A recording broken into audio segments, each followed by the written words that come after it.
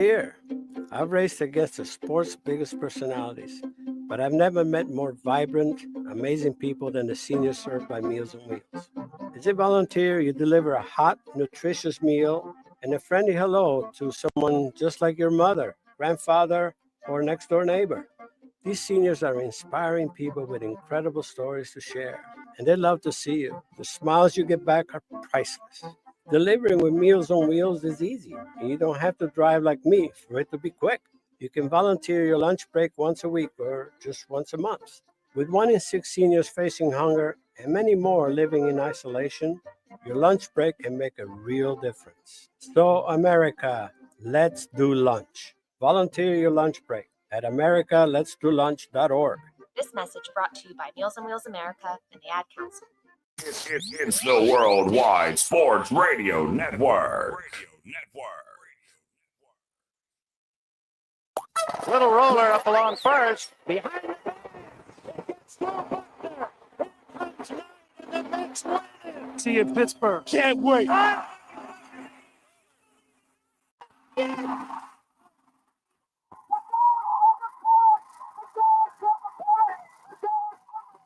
All the band is out on the field. He's going to go into the end zone. Looking, going in the end zone.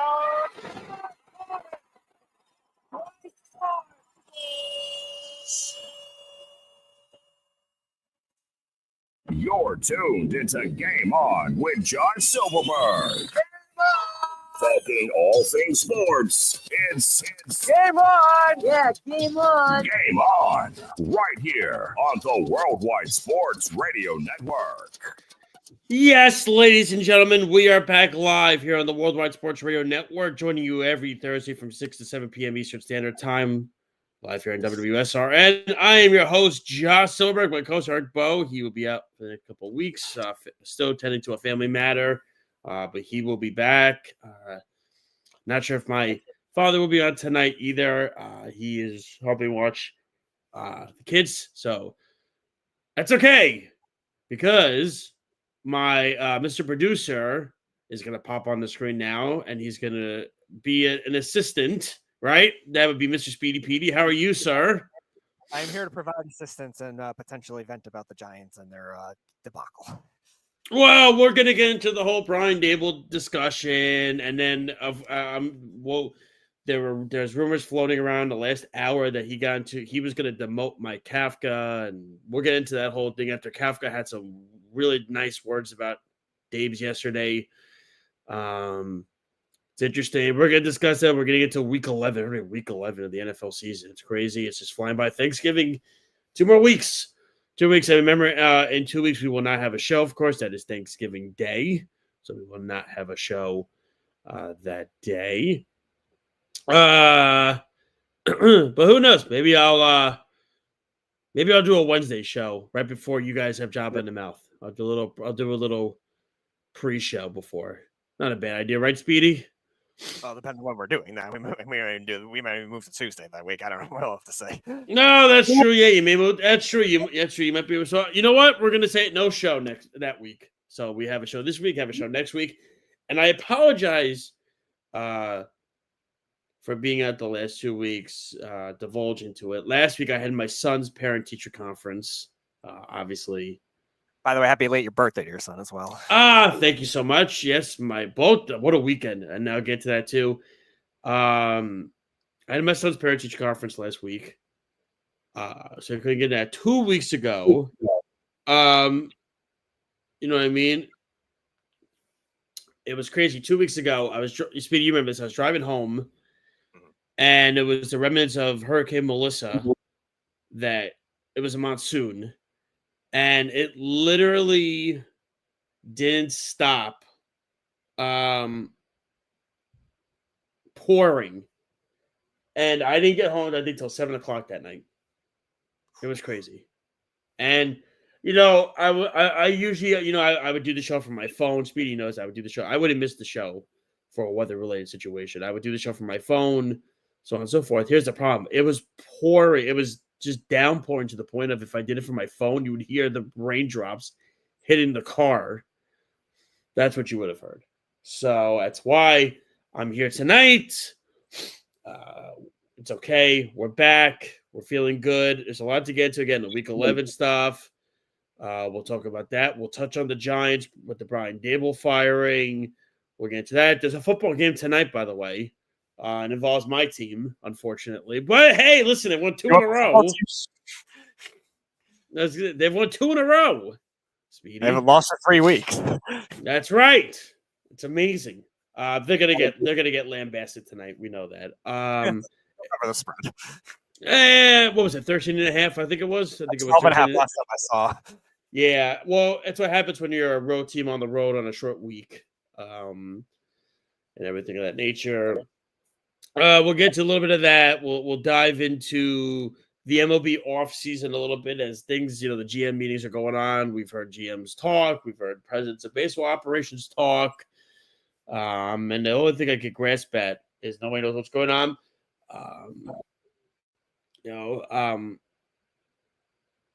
Also, a little bit of summer news first off. I wanted to send out my condolences, Speedy. I don't know if you read the news this morning. Bring it up if Hockey you did. Hockey Hall of Famer. A man that I got to know when I was interning at the New York Post. Very intimidating, might I add. You need to know your stuff. Larry Brooks passed away at the age of 75. He's in the Hockey Hall of Fame. He's one of the greatest hockey beat writers that ever was. Covered the Rangers forever. Very well known for his feud with John Tortorella. And it's crazy, actually. There was a story that came out. I believe it was Brooks's, I don't know if his son or daughter. Somebody said something that John Tortorella they actually reconciled, and Tortorella reached out to him last week to see how he was doing, and everything like that. Of course, you remember the feud with the whole. Oh my goodness, the whole. You want to talk about the fighting at the bus stop or whatever it was, to the Wade Redden situation, and of course, then you got into with Dan Boyle, rightfully so. Dan Boyle sucked, and everything of that nature. But I got to know Larry on a different note, professional level, when I was interning at the Post that summer. It was a lot. Honestly, it was a lot of fun. I remember I was at the press conference for Alain Vigneault at Radio City with the New York Post. And Larry Brooks, of course, was covering the Post. For the Post, I was just there as an intern. And, like I said, I got to talk to him for a smidge. You learn a lot from him. The one thing Larry said, he said to Molly Walker, who's now the full-time beat reporter for the Rangers, is you better know the sport that you're covering, because he's talking like the CBA, all that stuff, because if you don't, you're gonna miss half of it. And what he means by you're gonna miss half of it is you're not gonna have the knowledge to give stories of everything on a personal level and everything like that. So I wanted to send my condolences to Larry's family, friends, loved ones, everything like that. 75, young. Still to me, young. Everything like that. I'm sure you remember some stories about Larry Brooks. Yeah, the Tortorella feud I definitely remember at that time, and it's good to see Tortorella reach out to him when he was obviously struggling last week. And unfortunately, you're right, 75 is very young. I knew that you knew him on a personal level. I know you brought that up when you were with the Sports Loudmouths at the time. And yeah, we were talking there were two guys. There were 5 guys that I kept. Actually 6, I should say. 6 guys that I spoke to a lot. Larry was one. Mark Berman was another, because he used to send his articles for me to edit. It was a lot of editing. Mike Puma, of course. Mike Puma is actually the one that got me the internship. if you could believe that story. If you want me to, I'll explain it in a minute. Brett Segalis, who I don't believe is there anymore. He covered the Islanders for the New York Post, and Zach Brazular, who is still there for the you Post. got on our show at that time, like years ago. Zach was there. Yep, from March Madness. Yep. Zach is still there. I still just keep in touch with Zach. And Dave Satriano, if you don't know him, he works for NHL now. Okay. So, the way it's crazy. I was at Plattsburgh journalism degree, and I said, "Boy, I need to get internship credits. I don't have enough. I need to do something. I only have one more semester." And I'm just reaching out to a bunch of people, a bunch of different things. And Mike Puma got back to me. And I remember he DM'd me back, and he sent me his number at the time. And I called Mike. I think he and I, it was the Met offseason. We were on the phone for like 30 minutes. He and I, what do you want to do with your life? What are your intentions? What is it that you want to accomplish? It's a tough field. You know, this is a stepping stone for you. Mike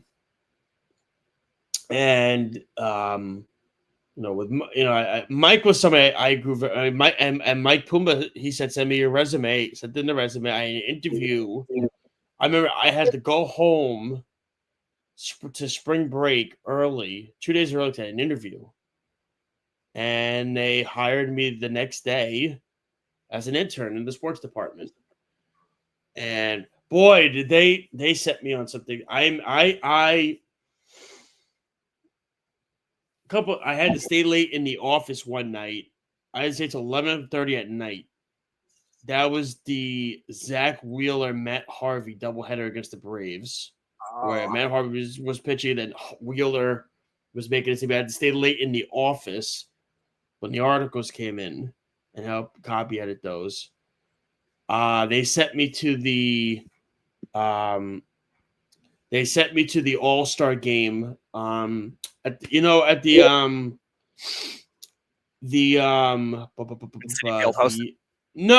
it was at the Javits Center. The Javits Center where they had the Fan Fest. Okay. They sent me there. I remember I interviewed Howard Johnson. That was cool. I saw Bo Jackson there. That was cool. A bunch of Hall of Famers were just wandering. I had to wear a hard hat. It was the craziest thing because they were still finishing touch-ups and everything like that. It was crazy. So I was there for that. They sent me to Alain Vigneault's press conference at Radio City. That was intriguing. The Empire State Building. I remember I interviewed oh goodness. It was Nathan McKinnon, rookie Nathan McKinnon, Jonathan Drouin, Seth Jones. Hold on. I'm going to find it. Hold on.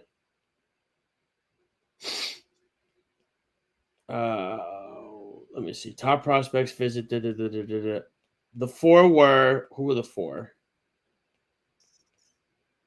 I got to figure out who this was. Oh, it was Jonathan Drouin, Nathan McKinnon, Seth Jones, and Darnell Nurse. Oh, okay. And I interviewed McKinnon and Darnell Nurse. No, I interviewed McKinnon and Seth Jones is who I interviewed. And I remember Jonathan Drouin freaked out because he didn't like heights. Really? Everything like that. So I went there. I did that. I went to a Carmelo Anthony event. It was at Rucker Park in Manhattan. You know, the famous park where all the basketball stuff happens. They sent me there. I interviewed Manny Pacquiao in Chinatown at a restaurant. I had a one-on-one with Manny Pacquiao. the coolest one, and again, I'm reminiscing on life here. Don't mind me. It's not even to kill time. It's just reminiscing. I never told Speedy. I never told you all this. It was, the coolest one was it was at a Chase Bank in Manhattan, and Mariano Rivera was doing a signing, and it was the craziest thing. I remember everybody left. I said, "Hey, I'm from the New York Post." I said, "Mind if there's so many people here?" And he said, "Yeah." I'll say I go down to this room downstairs. It's like weird, right? It's weird. You know what I'm saying? Mm. And then I go downstairs, and all of a sudden, it's me by myself with my recorder, my notepad, everything. And then who walks in? Mariano Rivera just walks in. And he goes, I go, what do I said, what do I have, like 5 minutes? He goes, 5 minutes, 15 minutes, 30 minutes, take whatever you want. I got nothing to do. So he sat with me. We sat for 30 minutes just talking. Whole article about it, just wild, and that was, to me, I interviewed David Wright in the clubhouse. I interviewed Paul Goldschmidt way back when he was on the Diamondbacks for a Sunday edition. I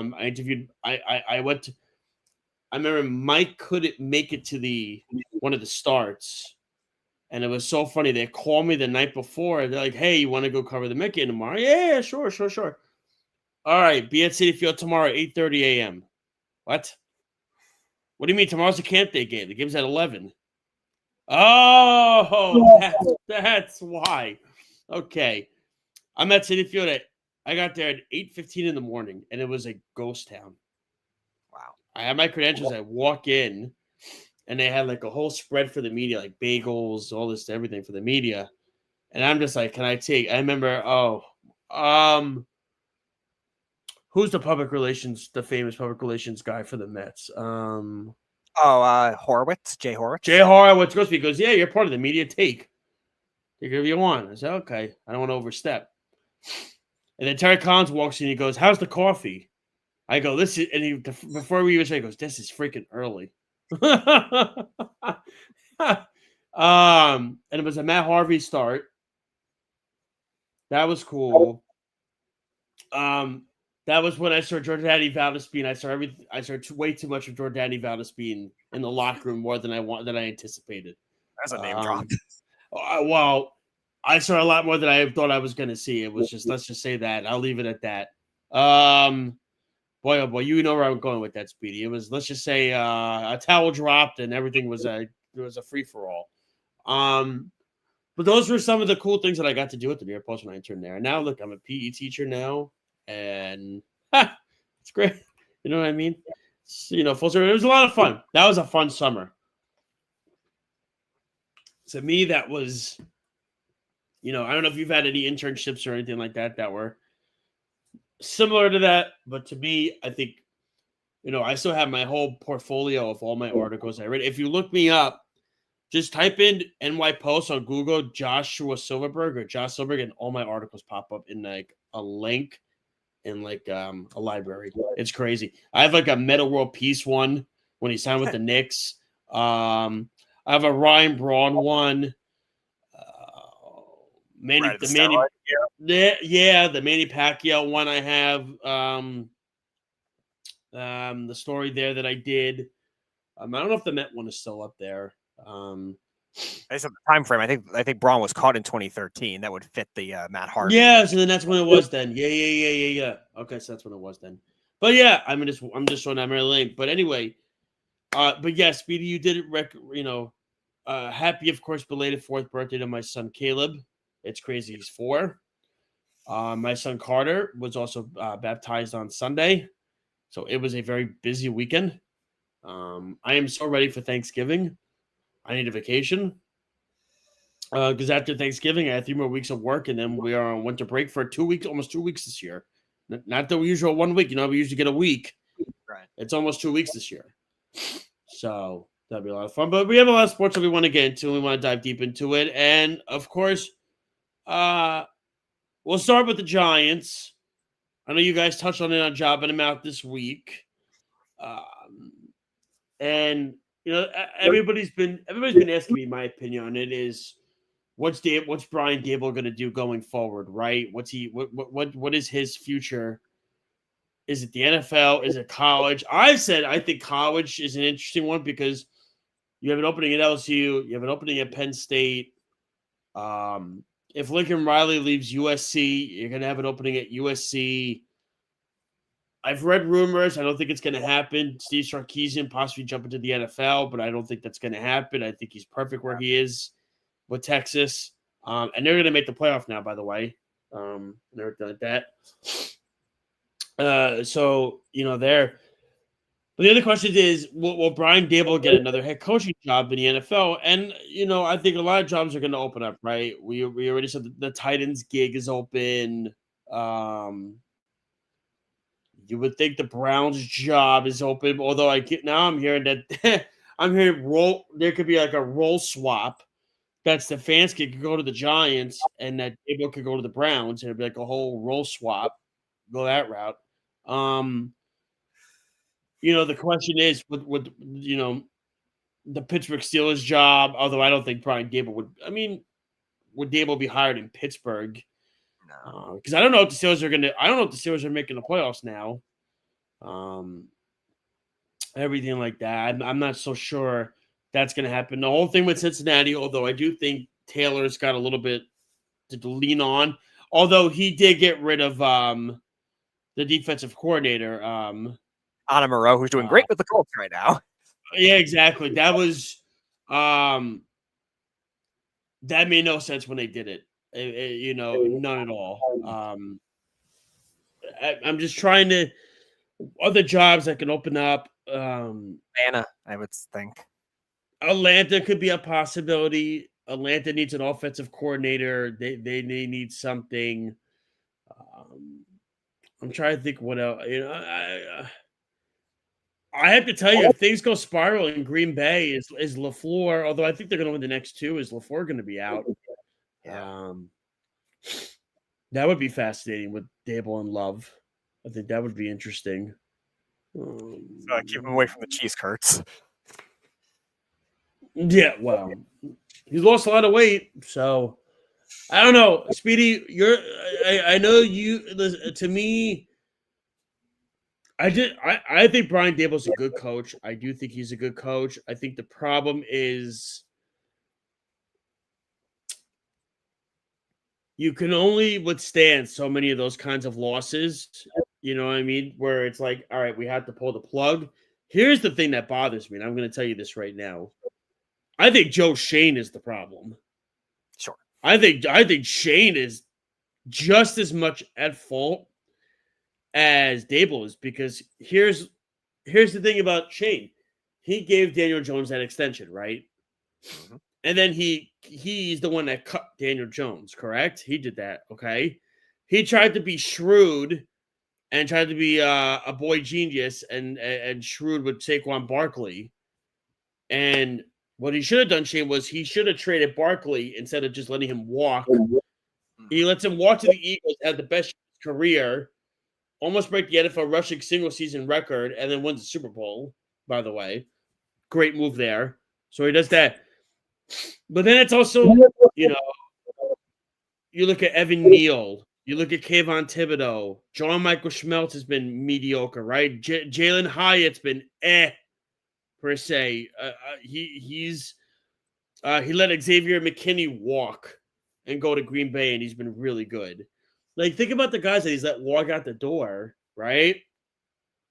And you look at the guys that he's also, I mean, his drafts are beyond abysmal. Like, Andrew Thomas was already here when he got here. So I'm looking at this whole situation now. He did the Brian Burns trade, and that was a good trade. I mean, DeAndre Banks has been beyond atrocious. Yeah, he had a good rookie. He's fallen off badly. So. Well, but that's the thing, though. It's like, what has he done? Like I said, look at the second-round picks that he's done. Schmeltz, Jalen Hyatt. What are the other receivers that he's drafted? Robinson was a second-round pick that I thought was like a fourth-round pick. Yeah, he did that. Now, I mean, you want to give him Neighbors, fine, but Neighbors also fell into his lap. I mean, he's a top 5 pick. But go back to those go to those 2 top 10 picks that he had with Neal and Thibodeau. And Thibodeau's been very meh. He's not been great. Okay. And Neal's been awful. But even Abdul Carter, everybody said Abdul Carter is coming in here. He's Lawrence Taylor 2.0. He's better than Micah Parsons. He asked for Lawrence Taylor's number when he got here. And Speedy, you know this. He's done nothing. There's not anything. But you look at he let Saquon Barkley go. He let Daniel Jones go. He let Xavier McKinney go, right? For nothing. He let those guys go for nothing. And the kicking situation has been a joke with him. He still thinks Graham Gano is a good kicker. It doesn't make any sense. He's been a good kicker in 5 years. Makes no sense as to why he doesn't put any precedence on the kicking game. Like, you could say Brian Dable should have been fired, and that's fine. But you're really going to let this guy choose the next head coach of this team when, if you look at his draft picks, name me one guy that you could say, wow, he's really stood out to be a great talent for the New York Giants. I don't even know one. Because the guys that were here, Thomas, Barkley, Jones, we all made fun of, what's his name? Who's the OG? We all made fun of Gettleman, right? We all made fun of David Gettleman. We all made fun of him. Here's the reality. Dable's first year with the team, those are all Gettleman's picks. And he's done nothing, Shane, to me. I'm sure Errol, I don't know if Errol dove deep into Shane being the problem. He's over time. But, yeah. But like, you don't realize it, right, Speedy? You don't realize it when you look back on it, you go, wow, he really hasn't had a draft pick that's really stood out. He's had like a few day 3 picks that have like done well, like 4th, 6th round. Oh, come on. You got the meat on the bone is the day 1 and 2 picks. Anyway, like I'm saying, like, all right, those are like the only things you could say, all right, justify. All right, you have a couple starters that are decent defensive starters. He's horrible at drafting positions of need, and he's horrible of drafting positions of like great value, like a receiver, like offensive line, like until Carter pass rushers. And like you said, the Burns trade is probably the only like good trade he made. So yeah, that's what you're judging it based on. I'm trying to think, what year did he make the? Hold on, I'm just looking really quickly at. Let me see. I just want to look at picks. All right. Oh wow, coincidentally, I actually landed on the right. So let's see. He could have drafted Drake London. He could have drafted Garrett Wilson, Chris Olave. He took Evan Neal over those guys. Mm-hmm. Right? You look at that, right? That's terrible, correct? Yeah. It hurts, and I liked it at the time, and yeah, that was wrong. Like, I mean, I don't know, like, I'm just like, think about this. I'm just trying to think, like, who are some guys that he passed over? Here you go. He passed over Tyler Smith, right? He passed over Tyler Lindenbaum for Evan Neal. I wanted them to trade back into the first round to get Linderbaum. I remember that. But it's really more like, let me ask you, who's had more of an impact on your team, Kalafis or Kayvon Thibodeau? Kalafis, easily. I mean, this is just. I mean, he had the 5th and the 7th pick, and he took Thibodeau and he took Evan Neal. Right? Yeah. So I think I liked it at the time. Here, let me see. Joe Shane. I'm gonna type in Joe Shane draft picks. Let me look at his picks by years. Okay. So he's had what, 3 drafts? 4 drafts now. 4 now. Yep. You ready? All right, he took in this first draft Thibodeau, Neal, Wandale Robinson, Joshua Ezidu, Cordell Flott, Daniel Bellinger, Dane Belton, Micah McFadden, DJ Davidson, Marcus McKethian, and Darren Beavers. Oh, wait until 2023 was a good one. You ready for this one? I remember they just missed Addison. That's what I wanted.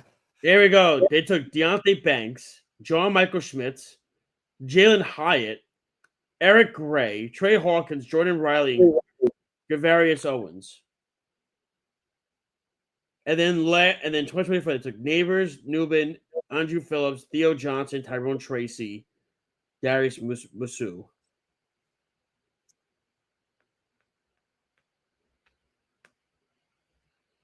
I mean,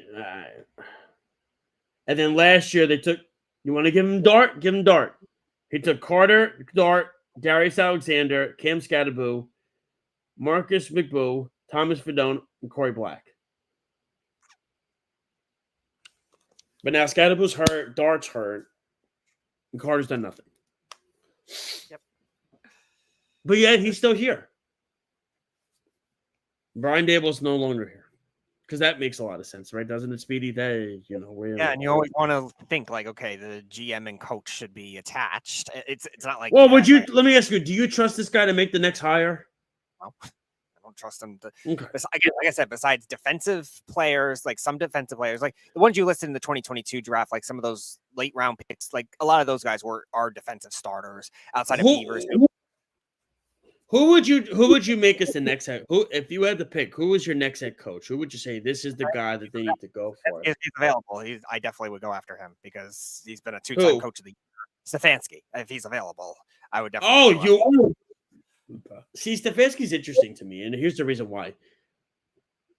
I think Stefanski's so beaten down by this Browns job. I think he needs a year to just process everything and not get back into coaching right away. I think he needs a year. You know what I'm saying? Like, just I don't think he's going there. I think I mentioned Atlanta. I think if Atlanta fires Morris, I think that's where I think Stefanski's going there. So you don't want no Belichick. No, I don't think at this point. No Gruden. Too controversial. I don't Okay. I don't think that would work in New York. If Gruden's going to get back in the NFL, it has to be a lesser, like a not as big of a media spot because of all the controversy with him. I'm just trying to figure out would they go offense? I think they have. Would they go? Would they help the quarterback, or do you go defense to try to fix his defense because his defense is completely underachieved with what they have? I would work on offense. You can generally get defense through just better coaching as a whole, but not as a head coach. I think just get a better veteran coordinator type thing. Don't just dart throw at freaking Shane Bowen types. Well, maybe Kafka will be good. Maybe. You never know. But I know a lot of people have been asking me about the NFL trade deadline because the Jets took it over that day. People were saying to me, "Oh man, what are your thoughts on the trades? What are your charts?" Well, if you saw on my X account, I'm ecstatic about it. How can you not be? I mean, the Jets got more back for Gardner than the Cowboys got back from Micah Parsons. Jerry Jones, everybody. I mean, to me, you trade 2 first-round picks and 80 Mitchell, who apparently a lot of people like Mitchell. There was just no more room for him in Indianapolis, right? But a lot of people like Mitchell. I don't know, Speedy. I know you're a college guy to follow that. I think Mitchell's he was at Texas, and then he actually caught the national championship game-winning pass as a freshman with Georgia. Yeah, so he's a good pick. Getting Mechie from Philly too. You take flyers on guys, you know what I'm saying? But Mitchell was still young. He was a rookie last year. Yeah. There was just no more room for him in Indianapolis because Pittman and all these guys developed. I think you get those 2 picks. You got but here's the big thing: you get the $141 million of salary off of the Gardner, right? That's the big one, because if you saw Gardner the last 2 years, I don't call him Sauce, I call him Ahmad, because he doesn't earn the name Sauce is silly. I mean, it's just, I mean, you got to play well to have a nickname. But if you look, even in the I know he had been there for a couple of days. Even in the London game, in the where was he? Germany game, right? I mean, Drake London was killing him. He's just, I mean, you know this, Speedy. He's not what he was. Would you trade for 2 first for him? Yeah, that's where it's like, okay, the Colts, they've been desperate for a corner for years. They've been desperate for an edge rusher. But is he the one you trade 2 first for? They had to, I guess, maybe they thought they had to seal the deal. They got desperate at that point. Well, they weren't even shopping him. They called the Jets. No, they called them. Yeah, because they're desperate. And what do you want the Jets to do? You want to give me 2 first-round picks and a second-round receiver last year? Jets and you want to take the whole contract? Yeah. I view it in this perspective, okay? Aaron Glenn's a former all-pro corner in the league. Yep. If he feels that Gardner could be traded away, what does that tell you? Mm-hmm. Tells you something. It means get rid of him. He's, once he started dating Ice Spice and he started doing this whole the golfing stuff and the streaming with the Twitch and all this stuff, he became more about he was going to Knick games all the time. He became more about the fame than he did about the game, is how I view it. As far as Quinnen Williams goes, I thought it was just going to be a second-round pick for him. The fact that they were able to get a first for him is, I think, a coup. And it's also the higher of the first-round picks between them and Green Bay. Right? I thought that was great value for Quinnen Williams. Because I've said this for years. If Gardner is the number 1 overrated player on the team, then Quinnen Williams is number 2. That's the reality. He's not Dexter Lawrence. He doesn't change the game. Well, then again, don't tell Carl Banks about Dexter Lawrence. We have a problem. But to me, what do you think, Speedy? I think they got the value they got in these trades was incredible, because now they have 5 first-round picks the next 2 years, 3 second-rounders, 2 thirds. And they dumped a whole bunch of salary cap out of their hands. Yeah. Yeah, I think when we did the weekend crunch, when you subbed in last month, I was mentioning like the Jets were only going to trade those guys if they were going to sell high like that, because Darren Moogie, they got high, huh? Darren Moogie comes from a Broncos organization that just did the reverse, where they pay a lot to trade for Russell Wilson and all those draft stock they traded to the Seahawks, and he wasn't making that kind of mistake again if the Jets were going to trade those types. Well, remember, really quick, not to interrupt you, Speedy, you'll finish after. Remember, they did a vote in the room on acquiring Russell Wilson with the front office. They did a vote.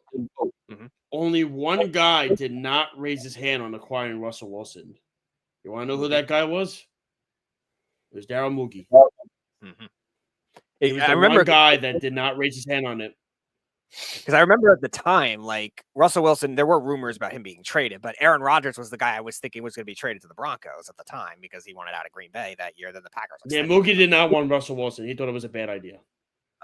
But based on that, you knew that if the Jets were going to make those trades, it was only going to be in a sell high situation. Like I said, the Colts have been desperate for corners for years. Chris Ballard was probably another GM that was thought to be on the hot seat. Maybe he needed a big swing move with them being not only a surprise contender, a surprise like number 1 seed in the AFC this year. So, but it's like, all right, are they really the best team in the AFC over the Bills or the Chiefs or any team, the Broncos, any teams like that? So you still need to maybe make trades to help you out. And they did that. And then Jerry Jones, he wanted Quinnen Williams because he was going to include him in the Micah Parsons deal with the Jets a while ago. Well, yeah, I mean that's really what it. To me, I view it as,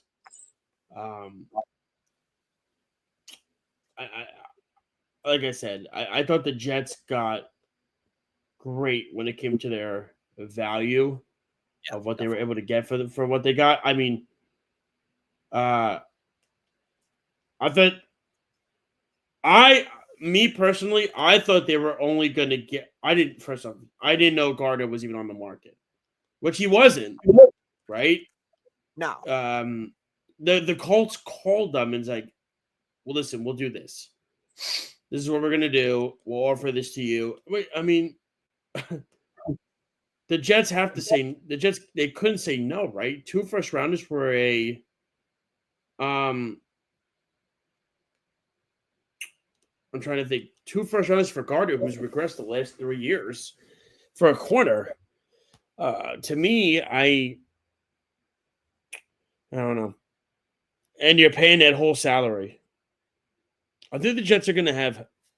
Hold on a second. I need to see how much salary cap the Jets are going to have. I like based on who's a free agent this year. Like at the start of the offseason, it's about 90. I think it was 96.2 million. Yeah, I'm trying to see so that.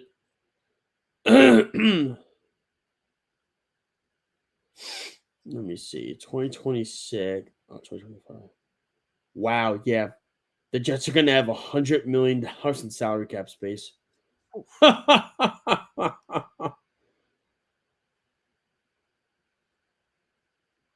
That's nothing. Wait till you see in 2027 what they're going to have. You ready for this one? Oh, what do we got? $209 million. So they have like 5 players on the team pretty much. And then in 2028, they're going to have 255. But the Jets are going to have the 4th most salary cap space in the league next year. Wow. Huh. Ain't that something? And yet the Saints are always in the red. They will be for another couple of years. And to think, like Loomis, I don't even understand how. What happened? I don't even understand. Well, no. In 2027, they get out there, it'll be at 145. Hey! But the Jets this year, right now they have 18 million in cap space. 2026, they're going to have 100. They'll have 71 million dead cap. That's all Rodgers. And then in 2027, they'll have 0 dead cap space. So, don't worry, the Giants still have some dead cap space next to Kenny Golladay. Oh, well.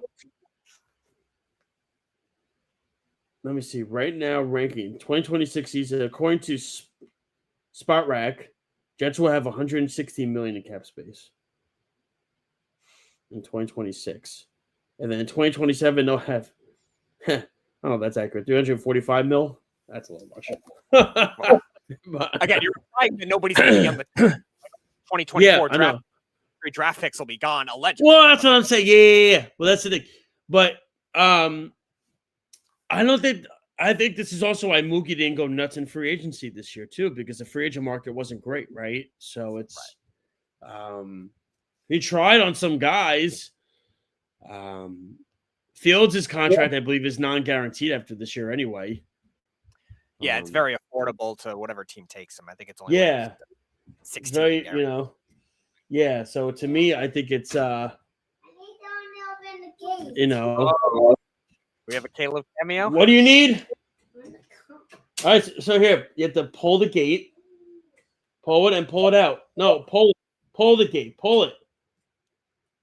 You have to pull the thing and then pull it out. Or lift it. I don't know what's going on here. Somebody help the kid. There you go. Do I have a choice? No. He goes, can I come? All right, this is Caleb cameo number 4 coming in. Yeah. Oh, goodness. Here he is. Hey, Caleb. Say hi to Speedy. Hi, Speedy. Hi, Caleb.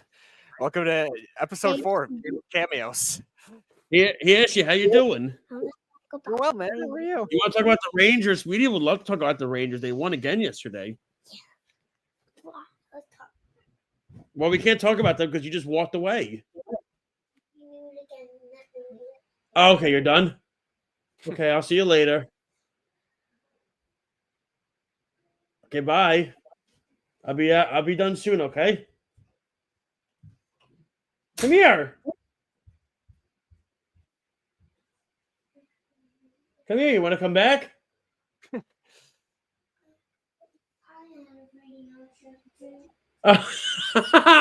He goes. He goes. I wish I had a radio show too. Speedy, Caleb, if you're good for Errol, he'll give you one. Oh God. So where were we? You're talking about the cap space. Come, you want to come back? I don't know why you left. Come on, I'm doing the show right now. It's either you're in or you're out. Come on, do it. Come on.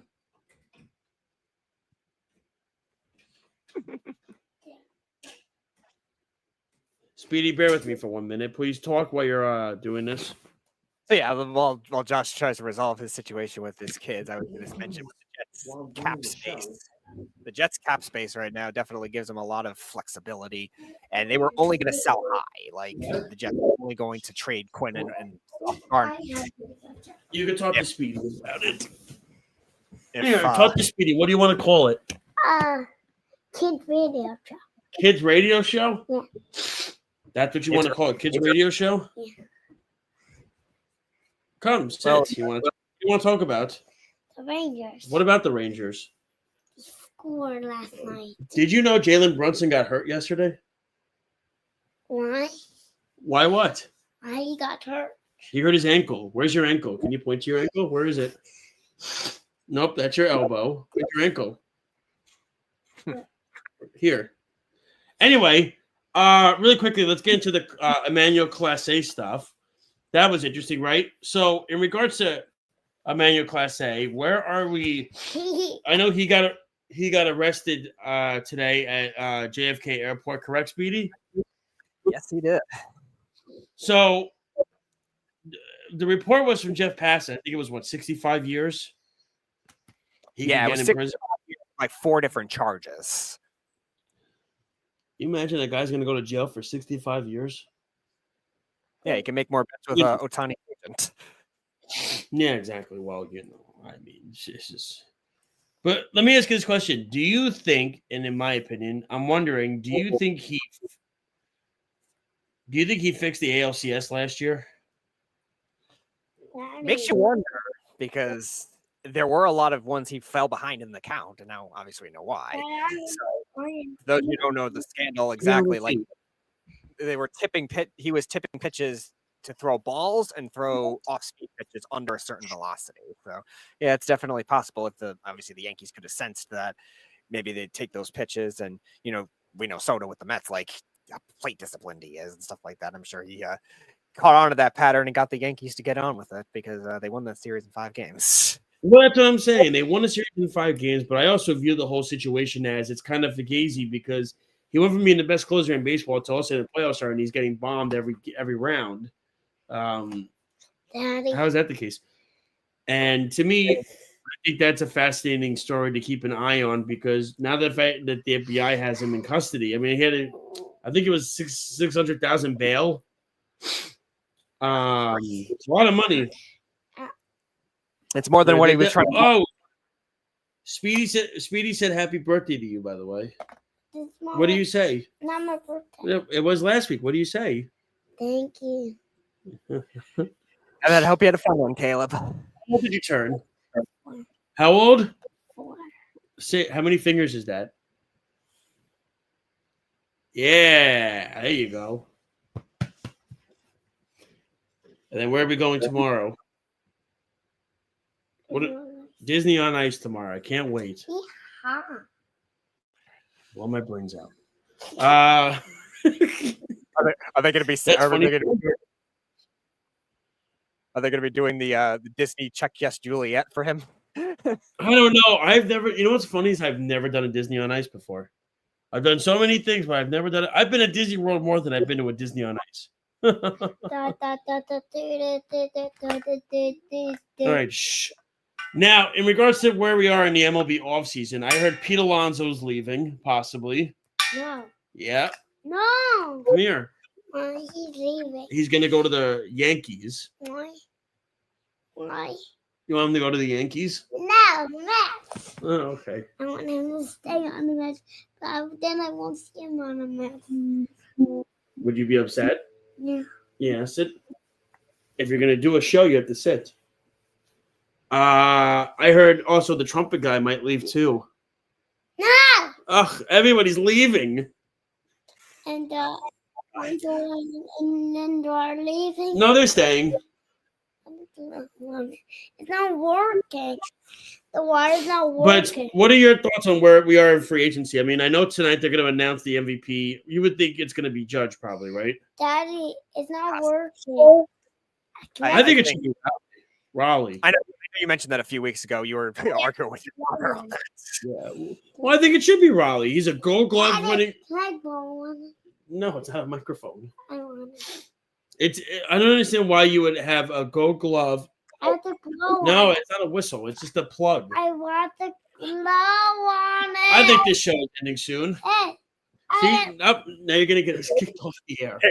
Caleb You're said so going. the first day. Caleb's following the barrel process yeah. is starting to go now, apparently. See, this is why you're not going to have a radio show. I only have to blow on it because it's not working. It's not working because it's not plugged in, silly head. No, get out of your mouth.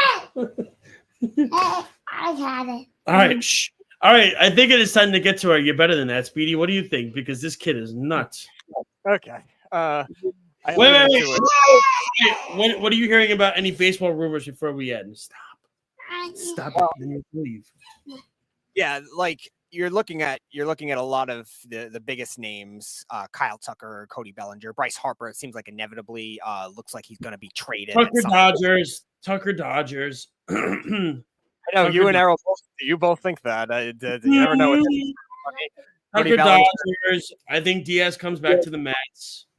I don't know where Alonso's going to go. Well, the Cubs were the team that wanted them in trade a couple of years I would say ago. the Red Sox.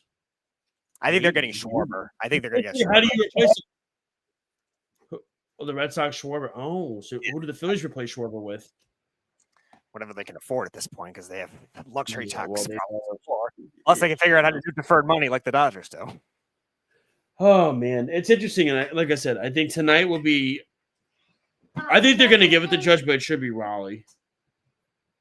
Okay. I'd be disappointed. Yeah. Not that it matters because who cares, right? And Otani's getting in the National League, so it doesn't matter. But now it is time for your You're Better Than That segment. Speedy, you want to lead off?